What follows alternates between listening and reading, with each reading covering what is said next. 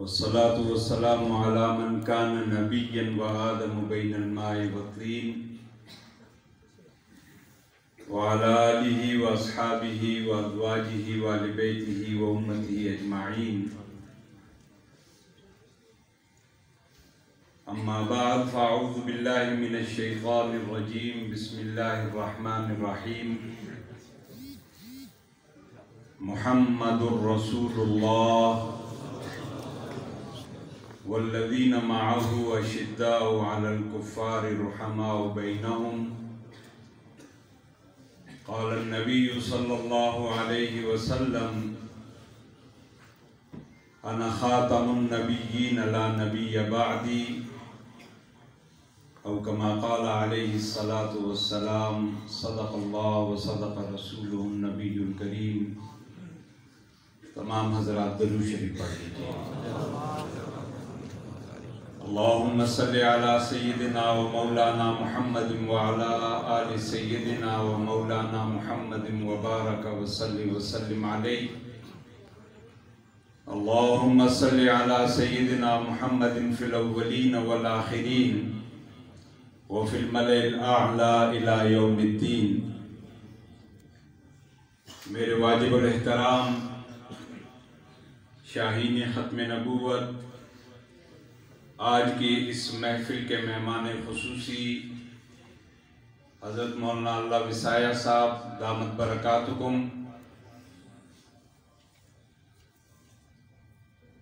قاضی مشتاق صاحب امیر عالمی مجلس ختم نبوت، حضرات علماء کرام اور میری راولپنڈی کی غیور تاجر برادری اور غیور مسلمانوں، چونکہ وقت کافی ہو چکا ہے، میں مختصراً ایک بات عرض کرنا چاہتا ہوں. مجھ سے قبل خطباء عظام نے اپنے اپنے انداز سے گفتگو فرمائی ہے. ہماری ان تمام کی تمام پریشانیوں کا ایک حل ہے. جیسا کہ ڈاکٹر جمال ناصر صاحب چلے گئے، انہوں نے 1947 سے آغاز کیا کہ وہ مملکت خداداد کہ جو لا الہ الا اللہ کی بنیاد پر بنی، جس کے لیے میرے اور آپ کے اکابر، میرے اور آپ کے آباء و اجداد نے اپنی عزتوں کی قربانیاں دی، اپنے مالوں کی قربانیاں دی، اپنے وطن کی قربانیاں دی. لیکن آج 72 سال ہونے کو ہیں، ہم آج بھی ناموس رسالت کے عنوان سے، ناموس صحابہ کے عنوان سے، ناموس اہل بیت کے عنوان سے، ناموس ازواج مطہرات کے عنوان سے، اسی طرح مدارس و مساجد و علماء کے عنوان سے ہم ہر وقت سراپا احتجاج بنے رہتے ہیں. اس کی بنیادی وجہ اور اس کا بنیادی علاج ایک ہی ہے کہ جب تک اس پاک دھرتی پر پاک نبی کا نظام نافذ نہیں ہوگا، یہ دشمنان اسلام اپنی کارروائیاں جاری رکھیں گے. آج کے اس عظیم اجتماع کی وساطت سے میں یہ پیغام دینا چاہتا ہوں کہ الحمدللہ ہمارے اکابر نے، ہمارے اسلاف نے 100 سالہ قربانیاں دے کر 1974 میں ختم نبوت کا مسئلہ حل کروایا اسمبلیوں سے، اور آئینی طور پر پاکستان میں یہ قانون بنا کہ قادیانی غیر مسلم ہے. لیکن 1974 سے لے کر آج تک قادیانیوں نے اس قانون کو تسلیم نہیں کیا، آئین کو تسلیم نہیں کیا. آج تک قادیانی اپنے پروگرامز کو چلا رہے ہیں، اور خصوصاً اب موجودہ حکمرانوں کے وقت میں آپ حضرات کی معلومات کے لیے صرف سندھ کی رپورٹ پیش کرتا ہوں کہ صرف لاڑکانہ کے شہر اور اس کے قرب و جوار میں ربوہ سے 46 مبلغ متعین ہوتے ہیں، اور جس میں سے صرف 6 مرد اور 40 عورتوں کو متعین کیا جا رہا ہے۔ تو اس لیے میرے عزیزوں، میرے نوجوانوں، آج علماء کرام کو یہ تانا دیا جاتا ہے کہ یہ مولوی دین کے ٹھیکیدار ہیں۔ یاد رکھو، علماء دین کے ٹھیکیدار نہیں، علماء دین کے چوکیدار ہیں۔ آج یہ کہا جاتا ہے کہ جی مولویوں کا سیاست سے کیا تعلق؟ میں صرف اتنا آج آپ کو پیغام دینا چاہتا ہوں کہ یہ جو نعرہ اور یہ جو ذہن بنایا جا رہا ہے اور دین اور سیاست کو دور کیا جا رہا ہے، اور یہ جو مدارس کے طلباء پہ اس وقت قدغن لگائی جا رہی ہے، یہ وہ ذہن ہے کہ جو قادیانی کا ذہن ہے، جو قادیانی یہ نعرہ، قادیانی یہ ذہن دیتا ہے کہ مولوی کا سیاست سے کیا کام، مولوی کی اسمبلی میں کیا کام، مولوی کی دوڑ مسجد تک، مولوی کو چاہیے کہ یہ مسجد تک رہے۔ یہ اس لیے وہ یہ ذہن دیتا ہے کہ قادیانیوں کو غیر مسلم اقلیت قرار دلوانے میں بنیادی کردار کس کا تھا؟ علماء کا تھا۔ اگر 70 کی اسمبلی میں قائد جمعیت حضرت مولانا مفتی محمود صاحب رحمت اللہ علیہ، مولانا غلام غوث ہزاروی رحمت اللہ علیہ، میرے والد مرحوم مولانا عبدالحکیم رحمت اللہ علیہ، مولانا عبدالحق رحمت اللہ علیہ، شاہ احمد نورانی رحمت اللہ علیہ، سب رحمت اللہ علیہ ہو گئے۔ اگر یہ 70 کی اسمبلی میں علماء نہ ہوتے تو کبھی بھی قادیانیوں کو غیر مسلم اقلیت قرار نہیں دلوایا جا سکتا۔ اور 70 کے بعد سے لے کے آج تک آپ نے دیکھا کہ ہر دور میں ان قادیانیوں نے بدماشی کرتے ہوئے کبھی حلف نامے میں تحریف کرنے کی کوشش کی، کبھی قادیانیوں نے اپنے لیے قانون میں رد و بدل کرنے کی کوشش کی، اور الحمدللہ کہ چند علماء کہ جو اسمبلیوں میں بیٹھے ہوئے تھے ان کی وجہ سے قادیانی آج تک اپنے پروگرام میں کامیاب نہیں ہو سکے۔ وہ اسی لیے کہتے ہیں کہ ان مولویوں کا سیاست سے کیا تعلق۔ ابھی مفتی مجیب الرحمان صاحب آپ سے وعدہ لے رہے تھے کہ ہمارے لیے سب کچھ، ہمارے ماں باپ، ہماری اولاد، ہمارا سب کچھ نبی کی عزت و ناموس، صحابہ کی عزت و ناموس پہ قربان ہے۔ تو اس لیے میرے عزیزوں، ہمیں اب ایک قدم آگے بڑھنا ہوگا کہ جب تک نبی کا دین، ہم نبی کے عاشق ہیں یا نہیں ہیں؟ ہمارا سب کچھ نبی پہ قربان ہے یا نہیں ہے؟ تو جب ہم نبی کے عاشق، ہمارا سب کچھ نبی پہ قربان، تو پھر نبی کا دین اس ملک کے اندر تخت پہ کیوں نہیں آ رہا؟ یہ کس کی کمزوری ہے کہ جب نبی کے دین کی بات آتی ہے تو وہاں پھر ہماری ترجیحات تبدیل ہو جاتی ہیں۔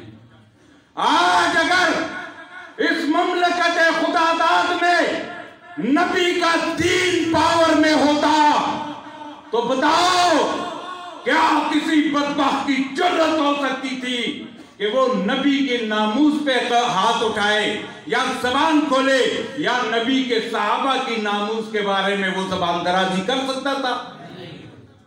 تو اس لیے اب ہمیں نبی کے دین کو تخت پہ لانا ہے، نبی کے دین کو پاور میں لانا ہے۔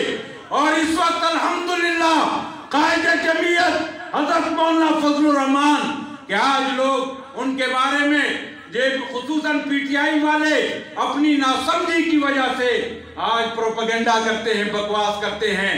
میں سمجھتا ہوں کہ اس وقت الحمدللہ نہ صرف پاکستان بلکہ پوری دنیا کفر کے مقابلے میں اگر ایک مرد درویش ہے تو وہ مولانا فضل الرحمان ہے، اور ان کے ساتھ علماء کرام، طلباء اعظام اور تمام دین کے ساتھ محبت رکھنے والے، وہ تمام کے ساتھ تمام ان کے ساتھ کھڑے ہیں۔ اور انشاءاللہ ہم مایوس نہیں ہیں. وہ وقت جلد آنے والا ہے کہ انشاءاللہ پاکستان کی سرزمین پر محمد الرسول اللہ صلی اللہ علیہ وسلم کا دین غالب آ کر رہے ہیں.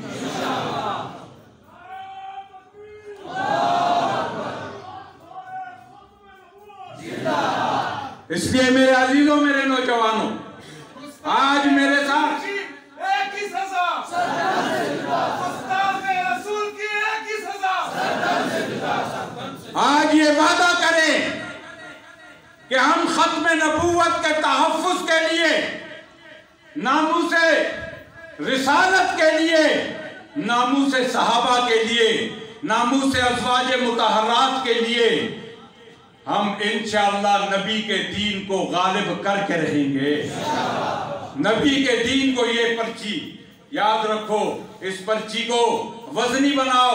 اور یہ پرچی تب وزنی بننے گی، ہم نے نالیوں کے لیے پرچی نہیں دینی، ہم نے جناب ترقیاتی کاموں کے لیے پرچی نہیں دینی. ہم نے آئندہ یہ پرچی دینی ہے تو محمد الرسول اللہ کے دین کے لیے دینی ہے.